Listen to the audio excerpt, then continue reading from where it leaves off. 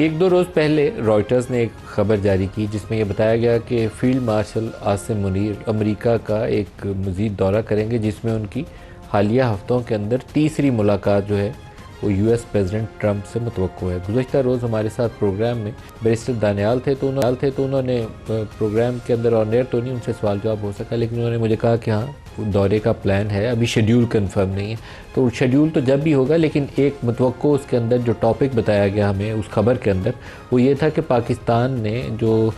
Middle east के अंदर गज़ा के अंदर जो सिक्योरिटी पैक्ट हुआ है उसमें जिन ममालिक ने सिक्योरिटी के हवाले से या फ़ौज की कंट्रीब्यूशन करनी है उसमें पाकिस्तान भी शामिल है, तो मुमकिन तौर पर इसके ऊपर भी बात होगी। तो आज के इस प्रोग्राम में हम इस इशू को डिस्कस करेंगे और पूछेंगे अपने मेहमानों से कि क्या पाकिस्तान जो है वो इस मामले में इस पोजीशन में है कि अपनी फ़ौज को गज़ा में भेज सके और उसका रोल क्या होगा, पीस कीपिंग, गज़ा की सिक्योरिटी, फ़लस्तीनियों की हिफाजत या हमास को डिसआर्म करना, ये एक सवाल हमारा होगा। दूसरा, इमरान खान के हवाले से बहुत सारी खबरें गुज़श्ता चंद रोज़ से मौलवी महमूद मौलवी साहब और इमरान इस्माइल साहब की वसातत से हमारे इसी प्रोग्राम में सामने आई, जिसमें वो कहते हैं कि हम बैक चैनल कॉन्टेक्ट्स कर रहे हैं। राना सनाउल्लाह साहब से भी उन्होंने नाम लेकर तस्करा किया कि कोशिशें हो रही हैं कि कुछ ऐसा मुफाहमत का रास्ता निकला है जिसमें कुछ लोगों की रिलीज़ हो जाए और कुछ लोगों को रिलीफ़ मिल जाए। अब ये रिलीज़ और रिलीफ़ कैसे होगा, इसके ऊपर भी प्रोग्राम में बात करेंगे।